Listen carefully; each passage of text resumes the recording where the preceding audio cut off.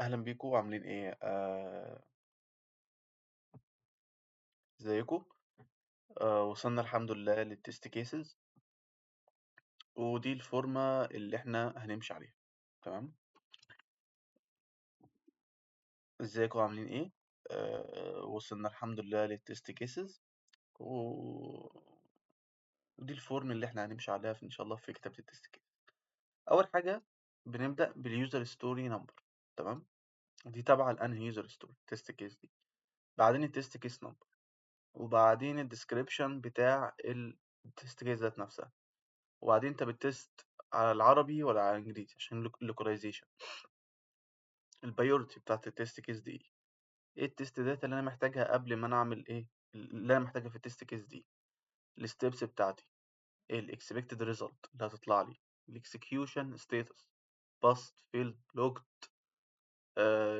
يعني او ان انت بتكسكيوت اكسكيوشن، سكرين شوت اللي انت الايفيدنس بتاعت البج دي، البج اللي هتطرد بيها البج اي دي، الكومنت لو انت عندك كومنت. ماشي. طبعا يعني الكلام ده كله واضح، مش محتاج طبعا ايه، مش محتاج شرح، او ممكن نشرح فيه حاجات زي ان انت التست داتا دي، وليكن مثلا انت عندك محتاج تلوجن مثلا، انت محتاج فاليد ايميل وفاليد باسورد، فاهم؟ فدي الداتا اللي انت هتكون معاك عشان هتلوجن بيها. دي الخطوات اللي انت هتمشيها عشان توصل لايه عشان تكسكيوت التست كيس. الاكسبكتد ريزلت دي ايه النتائج اللي انت متوقع ان تظهر في التست كيس دي. الاكسكيوشن ستاتس بعد ما تخلص، هي ايه الدنيا فيه، هي باست فيلد كده يعني. السكرين شوت دي اللي انت بعد خلاص انت ما يعني، يعني انت مثلا لو هي فيلد مثلا ترفع البج اللي ظهر عندك، والبج اي دي ده لما تيجي تريبورت البج، تبدأ إن أنت يعني تكتبه هنا. الكومنت لو أنت عندك كومنت معين أو تعليق معين أو حاجة، أو حابب تنبه بيها الديفلوبر مثلا اللي هيشتغل على أو أي كومنت عامة حابب تضيفه لأي حد، بتكتبه هنا في خانة الكومنتات. خلاص نبدأ. بسم الله الرحمن الرحيم بقى نبدأ. أنا عندي هنا بقى الستاك ديمو زي ما أنا قلت لك. بص يا سيدي، هو هنا اللوجن يعني مختلف شوية. ليه؟ لأن اللوجن هنا يعني هو جايب لك داتا معينة، وانت بس بتختار اليوزر وبتختار الباسورد بتاعه بس وبتدخل. يعني عشان ايه؟ هو ما فيش طبعا ان انت تكريت يوزر والكلام ده كله، ده اوت اوف سكوب طبعا بالنسبه للابلكيشن. هو بس كل اللي فيه هنا ان انت تقدر ان انت تختار يوزر نيم معين وتدخل بيه. بس احنا مش هنعمل كده، احنا هنحط التست كيسز بتاعتنا العاديه الخاصه باللوجن. بص، في تيست كيس كده بتبقى يعني جنرال خاصه باللوجن. انت اول ما بتشتغل على حاجه لوجن في اي ابلكيشن اي ويب سايت بتستخدمها، الا اذا ان انت الويب سايت ده انت في حاجه مثلا ايه، في شويه قيود كده ولا حاجه، في شويه حاجات جديده، في شويه حاجات مختلفه شويه عن الحاجات اللي فاتت، ده مش عارف ايه، على حسب الحل اللي انت هتست عليه. بس خلينا نمشي الاول واحده واحده. ماشي. نرجع تاني على شيت الاكسل، نكتب مثلا عندنا هنا في اليوزر ستوري دي، اكيد طبعا يعني تبع يوزر ستوري رقم 1 على طول كده. ماشي. وبعدين نيجي هنا بقى تيست كيس، دي تيست كيس رقم 1. بص، الديسكريبشن عندي انا عندي يعني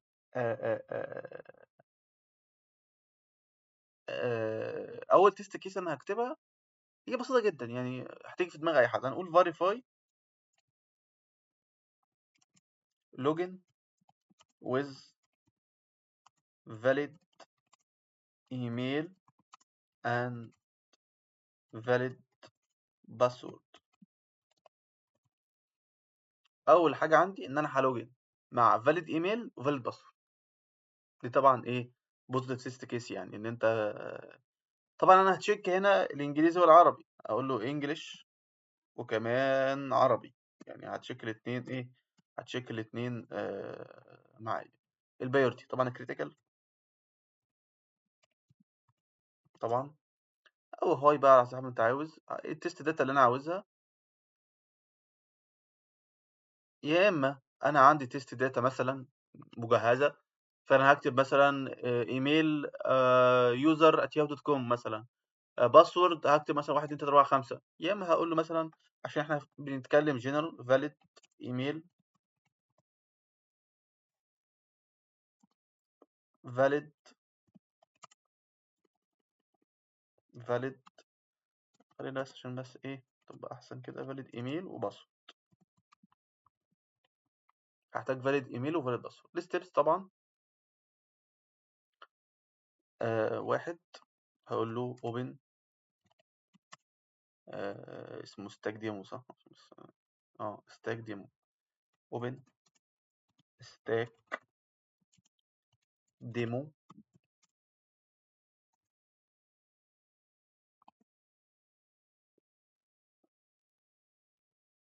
2 هنopen ويب سايت enter valid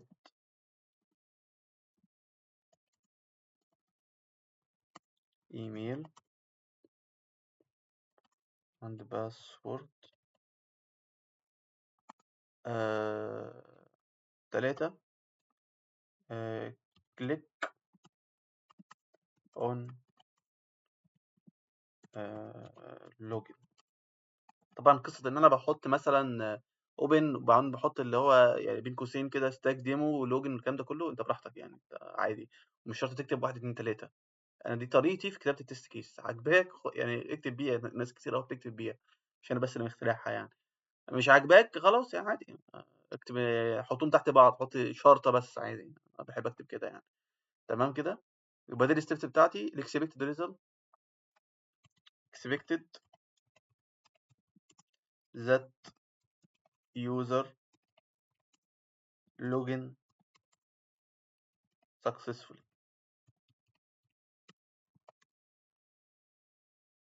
طبعًا يعني لو في عندي أي spelling غلط أنا بس باكتب إيه، عشان بس ما نقعدش إيه طبعًا إحنا لسه بقى الحاجات دي كلّها ده كلّه لسه لحد ما نعمل إيه execution. يبقى ده أول test case عندي تمام. في ناس ممكن تحس إن الموضوع هيبقى شوية يعني كلام كتير وكتابة كتير ومُمِل، بس أنت لأ، يعني أنت لو حابب المجال مش هتحسّه كده يعني. يبقى ده أول test case عندي. نرجع نخلّيه برضه user story رقم 1 sorry رقم 1 لسه تبعها، دي اللي خاصة بuser story الlogin test case رقم 2 ماشي، هنقول له verify login with valid email and sorry and invalid password ماشي، برضه إنجليزي وعربي. خُد بالك إن أنت لمّا بتيجي تعمل مثلًا localization هتختارها بس عربي، لكن أنت طبعًا الحاجة الgeneral دي أنت لازم تtest بالعربي وتtest بالإنجليزي الاتنين مع بعض ماشي. طبعًا دي برضه critical يعني بُص مش يعني هي برضه يعني بُص هي الفكرة في إيه، إن أنت expected إن أنت يظهر error إن الpassword invalid دي الerror message password invalid ما ينفعش بقى يدخل، يعني ما ينفعش يدخل بالإيميل والباسورد دي، فطبعًا دي هتبقى غلط إن أنت يعني أي عميل هيدخل بالإيميل دي critical طبعًا يعني حسب على حسب يعني إيه، على حسب ال أي حاجة في اللوجن عامةً يا جماعة بتبقى high يعني high أو critical هُم الاتنين يعني زي بعض يعني، بس دي حاجة بتوقّف الapplication فأنا باشوفها إن هي critical يعني. هنقول له برضه نفس النظام valid email invalid password ماشي كده، نفس النظام خد عشان بس إيه نوفّر شوية وقت، هنقول له open enter and invalid password invalid password. يا جماعة في نقطة برضه عشان أنا بادّيكم معلومات كده وإحنا إيه بنكتب مع بعض، في نقطة ما تستبعدش سيناريو، ما تقولش لأ ده مستحيل في ويب سايت يقبل لأ، ما تستبعدش أي سيناريو ماشي، ما تستبعدش ولا سيناريو، أتفه السيناريوهات لازم نحطها في حسبانك. expected that error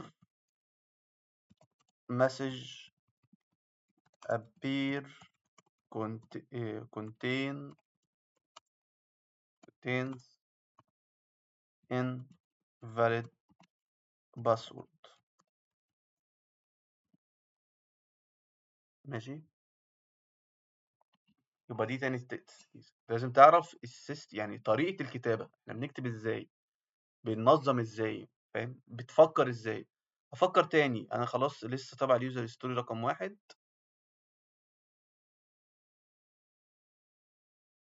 يوزر ستوري رقم 1، تيست كيس رقم 3. طيب انا دلوقتي قلت فاليد ايميل وفاليد باسورد. طب وقلت انفاليد ايميل، فاليد ايميل سوري، وانفاليد باسورد. ارجع بقى اعكس، اقول له ايه؟ اقول له verify invalid email and valid password. invalid لوجن ويز والكلام ده كله عشان بس ايه نختصر. بادئ منه فاليد باسورد، انت عارف طبعا، انت عرفت الاول احنا بنكتب ازاي. برضو نفس القصه، هنسكيب طبعا الحاجات دي كلها عشان بس ايه كل شويه هنختصر في الكلام عشان بس ايه ما نطولش نقعد نكتب كتير. برضو هنكتب الديست داتا زي ما قلنا، احنا عرفناها. الستبس برضو نفس النظام هنكتبها زي ما احنا قلنا. سوري، الستبس نفس النظام. الاكسبكتد برضو ان هي في هيظهر لي ايرور مسج كونتين انفاليد ايميل. ماشي، عشان برضو احنا كده ايه بنوفر وقت، عشان ما نفضلش، عشان احنا لو فضلنا نكتب كل التفاصيل هناخد وقت كبير جدا يعني. ماشي، تيست كيس رقم كام؟ 4. هنقول verify، تتوقعها انت بقى، verify invalid ايميل وباسورد. عادي. نشوف السيستم برضه، هنقول عربي وانجليزي كريتيكال، التست داتا انفاليد وانفاليد، الويب سايت الستبس نفس النظام. اكسبكتد ان يظهر هنا بقى، اكسبكتد ان يظهر ايرور مسج appear on two fields ايميل اند باسورد. ايرور هنقول له بقى invalid ايميل اند invalid باسورد، الاثنين مع بعض. لازم يعرفني.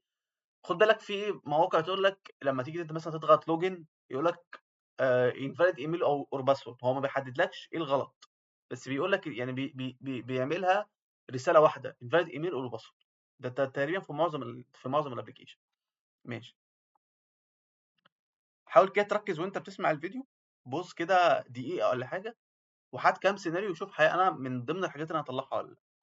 يبقى احنا عرفنا ان احنا تبع اليوزر ستوري رقم 1 هنكتب تيست كيس رقم 5. هنكتب بقى ايه؟ احنا قلنا احنا اوريدي خلصنا طبعا. احنا قلنا فاليد ايميل وفاليد باسورد، انفاليد ايميل وانفاليد باسورد، جبنا كل السيناريوهات دي. نقول طب ماشي، هنقول فيريفاي ليف باسورد امبتي، يعني سيب الباسورد بلينك او اي كلمه تحبها يعني. طبعا برضو طريقه كتابتك في كمان كتير بتعبر يعني. آه او دونت رايت اني سينج باسورد اند مش عارف، اند كليك اوتسايد، كليك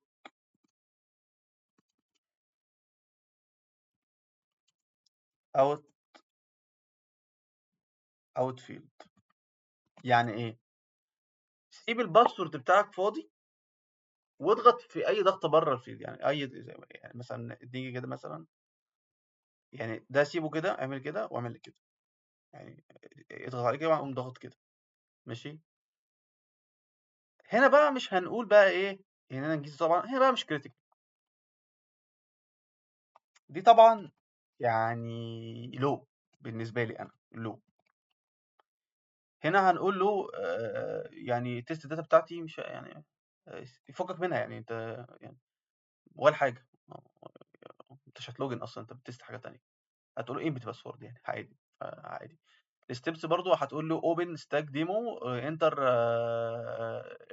يعني كليك اون ليف باسورد امبتي، كليك اون باسورد يعني هو بص، verify leave password empty and delete. يعني انا اقصد ان انت تضغط على الباسورد، تضغط على خانه الباسورد وبعدين تضغط بره، ماشي. فانت هتكتب نفس الستبس اللي انا كاتبها، بس انت هتقول له مثلا ايه، click on password and not write anything. step رقم 5 click outside field. expected that error message appear under field contains please enter password. احنا بس بنتكلم عشان ايه، نبقى احنا في الايه يعني نسرع. يبقى احنا التست كيس دي مهمه، ان انت وخد بالك ان انت ليف امبتي باسورد او ايميل، عشان بس ما تطولش كل الايه التست كيسز، او ايميل، واحد من الاثنين. يعني انت لو ضغطت على واحد من ده او الاثنين مع بعض، المفروض يظهر لك تحت الرساله بليز انتر ايميل، بليز انتر ايه باسورد. لازم يظهر لك ايرور مسج تحت عشان تنبه العميل. في عندي بقى حته ثانيه، هقول لك مثلا فيريفاي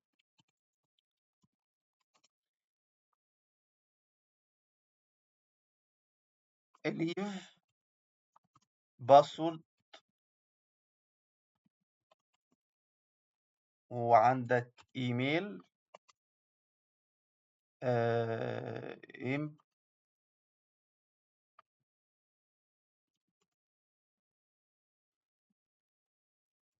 ان لوجن، ماشي. يعني انت هتسيبهم الاثنين فاضيين وتلوجن نفس النظام. هنا بقى يعني مش، هو مش هيلوجن طبيعي 100%. يعني هنا لا، هو هنا يعني هو مش هيلوجن يعني، بس اعتقد ممكن هيلوجن، ممكن نخليها هاي، لان ممكن يلوجن عادي جدا. ممكن الويب سايت يدخل باي داتا متخزنه قبل كده، اي مشكله في الباك اند مثلا او اي حاجه، فتشوت يعني برضه نفس النظام. ليف باسورد اند ايميل امبتي اند، وبعدين ادخل انت باك سيفت الريزر، هتقول له مثلا ايه، هتقول له اكتيفيت ذات يوزر كانت لوجن اند ايرور مسج ابير انفاليد ايميل اور باسورد، او اللي هي زي اللي فوق اندر اتش فيلد اوف ذم ايرور مسج كونتينز بليز انتر باسورد بليز انتر ايميل اور اور the bottom of login should be disabled. يعني ان انت زرار البوتون بتاعك هيبقى ديسيبل، تمام كده. يبقى ذا بوتوم اوف لوجن هيبقى ديسيبل. هيبقى ديسيبل ليه؟ عشان ان انت اصلا ما دخلتش حاجه، فالمفروض هو لما تدخل يبقى ايه، يظهر ان هو ايه فيزبل، وتقدر انت تضغط عليه. بعد كده تيست كيس رقم 6، تيست كيس رقم بقى 7. انا ده كله ارتجالي يعني، احنا مع بعض كده. عندك مثلا احنا قلنا invalid ايميل، ممكن اقول له يعني valid ايميل، valid valid email and empty password. نفس النظام، هاي valid email valid password click on مش عارف enter leave password empty and click on login. It is expected that user can't login to website and error message appear under field password please contains please enter password. please enter ايه password. نفس النظام تيست كيس رقم 8 valid password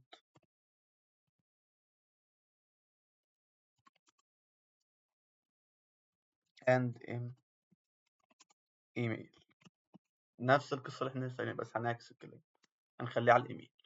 ماشي، يبقى احنا كده كفرنا كل الحاجات اللي ممكن تخص الايه الايميل والباسورد. تعالى بقى ندخل في حاجة تانية. في عندي فانكشن تانية المفروض تكون موجودة طبعا. تيست كيس رقم 9 verify function of forget password.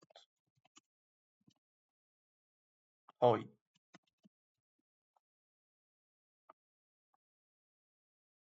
incorrect data، يعني عشان ما عشان يظهر لك forget بس المفروض تكون ظاهرة أصلًا، المفروض تكون هي ظاهرة من غير ما تضغط يعني. بُص أنت ما تركزش في الtest data أوي، يعني أنت ما تركزش فيها أوي، يعني عادي، يعني أنا معاك data اكتبها، يعني هي مش من ضمن الحاجات المهمة اللي موجودة يعني. test data معناها إن أنت حاجة أنت هتtest بيها، فأنت لو عارفها مع نفسك خلاص، وأنتم الengineer عارفينها خلاص. بُص يا سيدي، هتكتب طبعًا يعني زي ما إحنا كاتبين كده open website.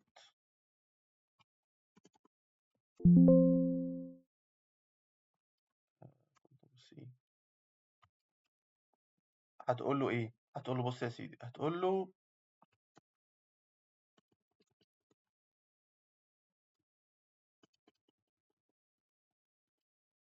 إحنا خُد بالك إن إحنا 2 click on forget password. خُد بالك يعني دي test case من ده. بُص بقى expected that user redirect، يعني يتوجه to forget password page. أنا هنا باتأكد إن هي أصلًا شغالة، بس الfunction بتاعتها عامةً شغالة. لكن في حاجات تانية ممكن مثلًا يكون عندي إن يكون عندي مثلًا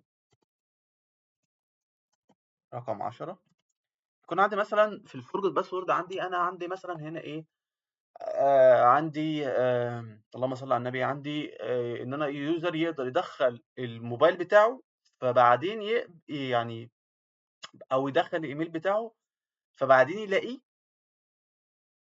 يعرف إن هو موجود، فيبعت إيه، فيبعت رسالة mail للuser فيها الكود بتاعه، وبعدين الراجل يدخّل الكود. يعني أنا عاوز أعرف البروسيس كاملة شغالة والّا لأ. أنا مثلًا هيبقى عندي، أنا هنتخيل إحنا مع بعض لأن هي مش موجودة في الapplication، بس هنتخيل مع بعض إن أنت بعد ما تدخل على صفحة الforgot password هيظهر لك field كده مكتوب فيه enter your email، هتكتب الإيميل، بعد كده هيقوم هو قايل لك إن أنت check your email، يعني هتcheck الكود اللي اتبعت لك على الإيميل زي في أي مكان عادي، هتcheck الكود، هتروح تفتح الإيميل، الإيميل هيبقى فيه الكود، هتجيب الكود، هتدخل الكود، هيقفل. طب هنكتب دي test case إزاي؟ هل هنختصرها في test case واحدة والّا إيه؟ هاقول مثلًا إن أنا كنت كاتب لك في الdocumentation مثلًا، افترض أنا كاتب documentation إن أنت يعني أول ما تدخل على صفحة البتاع هيظهر لك interview.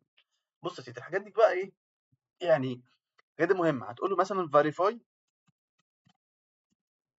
verify آآ email field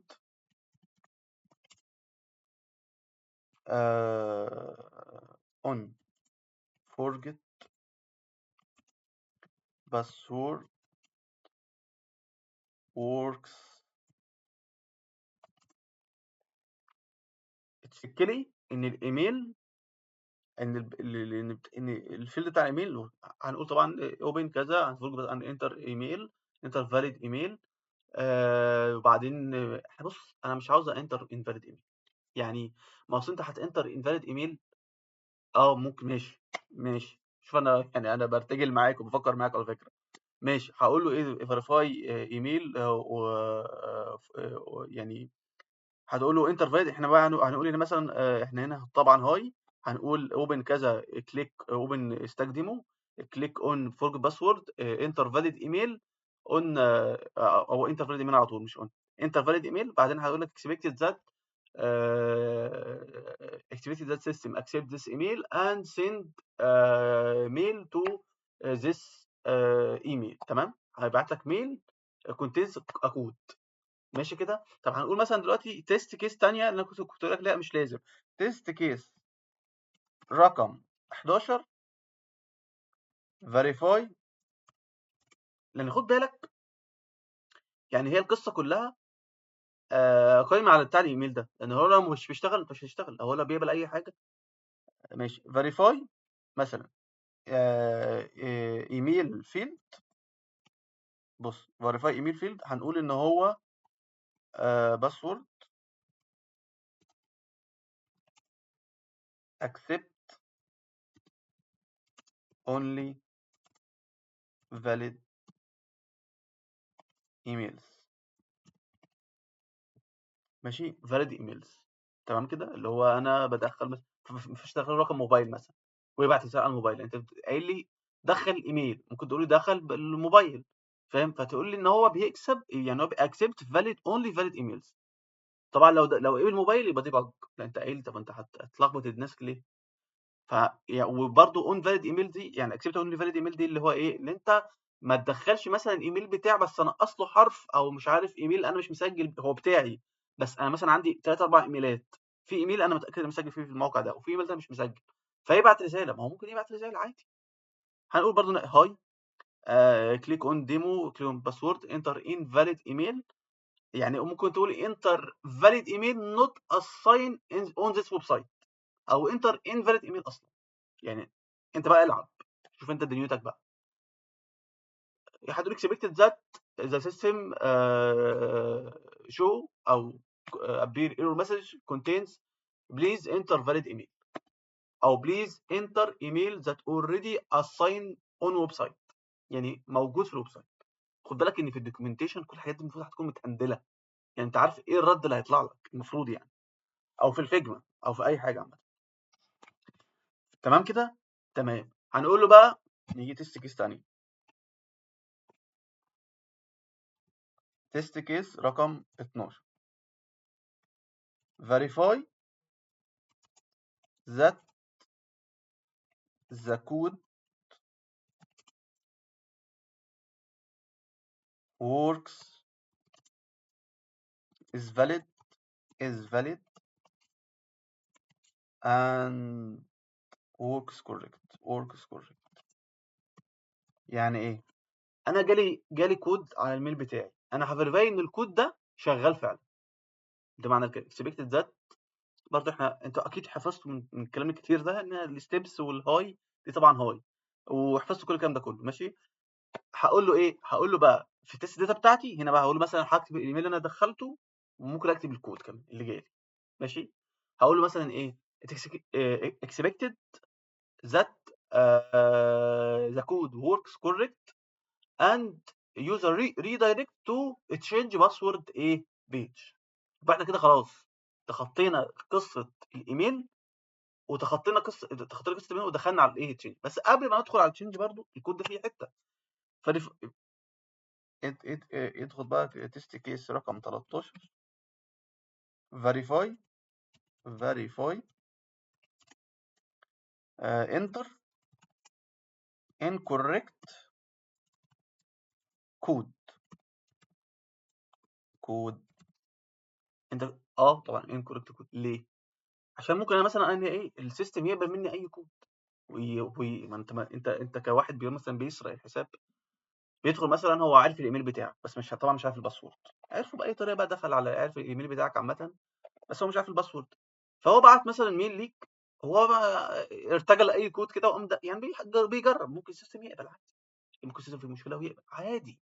اعتبر السيستم ده ممكن يقبل اي حاجه، واعمل لها تيست كيس. فدخل انت اي كوريكت كود وشوف بقى it expected that the برضه error message appears please enter correct code. تمام كده، تمام. ندخل بقى على حته تشينج باسورد. هل في شروط معينه للباسورد؟ انا مش هعرف ايه الشروط عامه، يعني ما اعرفش ايه الشروط اللي بتكون معانا للباسورد، بس انا هقول مثلا لو في شروط هكتبها لك دلوقتي جنرال. انت بقى انت لو انت ان شاء الله اشتغلت ودخلت في حاجه اكتب بقى الشروط دي. verify that the new password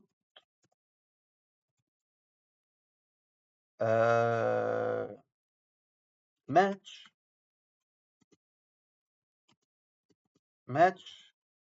with the correct password style مثلا. password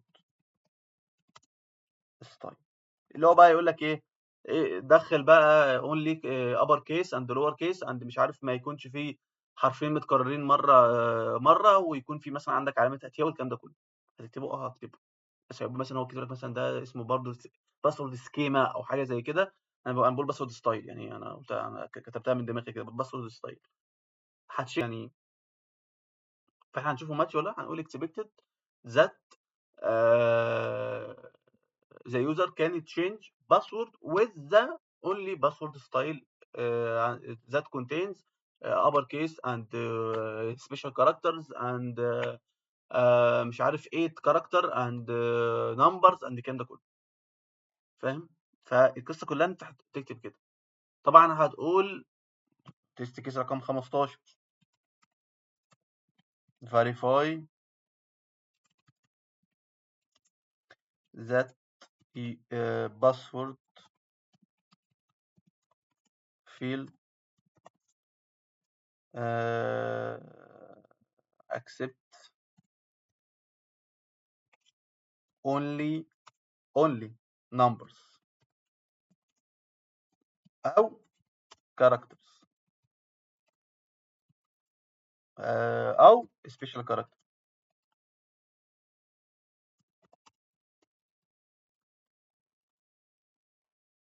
تقول له كده يعني هو بيقبل بس نمبر، هتقول لي طبعا لا دي برضو هاي، دي مش هاي صح يعني ميديوم. ميديوم انت كده حاطط باسورد يعني. هتقول مثلا اوبن كذا كليك اون ايميل اند مش عارف ايه وبعدين ايه كليك اون تشينج يعني هيقول لك بقى انت خلاص دخلت كليك اون باسورد انتر اونلي كاركترز يعني انتر اونلي نمبرز. it is expected that user can't change his password and error message appear please enter special characters and numbers او علامات الصح دي المفروض تكون موجوده اللي بتظهر لك دي، وان هي لازم كلها يعني يظهر على علامه الصح. على حسب بقى انت الدوكيومنتيشن اللي عندك انت هتظبط الدنيا عندك. تمام. فيريفاي تيست كيس رقم 16 verify that password must match each other. يعني الباسورد ان هما اتنين باسورد اند ري باسورد لازم هما اتنين يماتشوا ايه بعض. It is expected that user can't change his password until the password and until field password and the re password match each other. مش محتاج اقول لك تيست كيس رقم 16 مش هي دي مش رقم 16 دي شامله الاثنين. تمام قصدي 17 ماشي. تمام كده تمام. عندي ايه تاني؟ تيست كيس رقم 17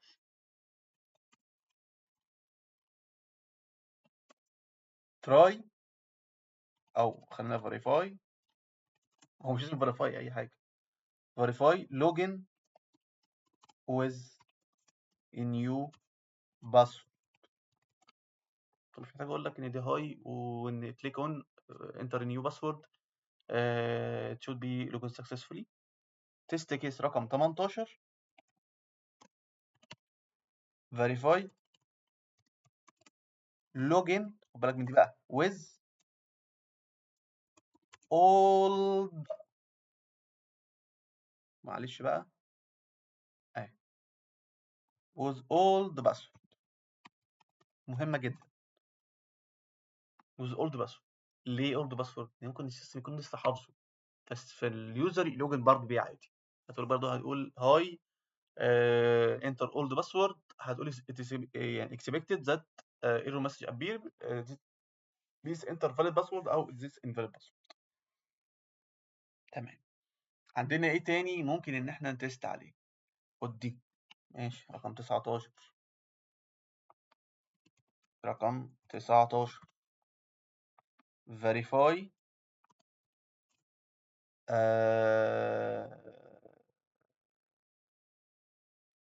verify enter in verify enter number phone on email او العكس. انت بقى مع نفسك بقى او العكس. ليه؟ انت هتعرف الفيلد ده مكتوب فيه ايميل اور باسورد ولا ايميل. ولو مكتوب فيه ايميل بس هتتشيك من دوكيومنتيشن او من الشخص المسؤول، هتقول له هو بيقبل بس ايميل ولا فون. لان انت مثلا انت بتريجستر، كتبت الايميل بتاعك وكتبت الموبايل، فبدا مسجل في السيستم. هتقول له طب انا مثلا لما اجي ادخل لازم اكتب الايميل بس ولا الايميل والباسورد عدد الاثنين هيتقبلوا. لو قال لك خلاص انت بس الفيلد ده المفروض يقبل الايميل فقط، خلاص هتقول له خلاص هتقول له بقى ايه، هتقول له خلاص ماشي. يبقى لو قبل الموبايل هتقول له it is expected that uh, expected that the error message appear on email field please enter valid email. بس كده. خد بالك ان انت ممكن برضه تقول له يعني طول ما اليوزر بيكتب الرقم المفروض ما يقبلش، يفضل عامل علامه غلط كده اللي انت لسه يعني انت ما كتبتش الصح. خد عندك التست كيس رقم 20. بص بقى، انا هقول لك في كنت عاوز اقول لك تيست كيس واحده اللي بتاعت الفيريفاي ذات بليس هولدر، اللي هو انت بليز انتر ايميل اللي هو موجوده يعني. بس انا هقول لك دي بيها انا هدمجها لك مع اليو اي. انا هكتبها كده فيريفاي يو اي بس كده. يو اي دي معناها ايه؟ بتاعت الفيجما، وان انت الفيجما زي دي بالظبط. هنقول فيريفاي او هنقول فيريفاي ان الويب سايت ديزاين ماتش ويز الفيجما، ايا كان. فيريفاي فيجما يو اي. تيست كيس رقم 21 verify localization. localization دي معناها ايه؟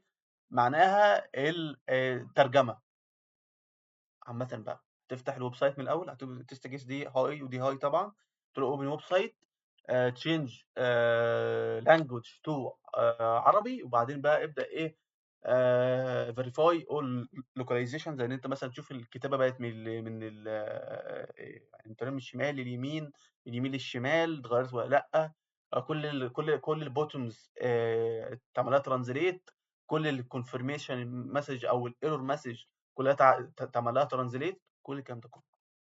قلت له it is expected that كل اللي انا قلته لك ده works correct. بس اليو اي برضه هتفيريفاي كل حاجه ضمن اليو اي. تمام تمام. يعني ممكن اكون ناسي حاجه، يعني انا ممكن اكون ناسي حاجه من التست كيسز دي. طبعا زي حاجه قلت ان انا ما رضيتش ان انا يعني ما رضيتش ان انا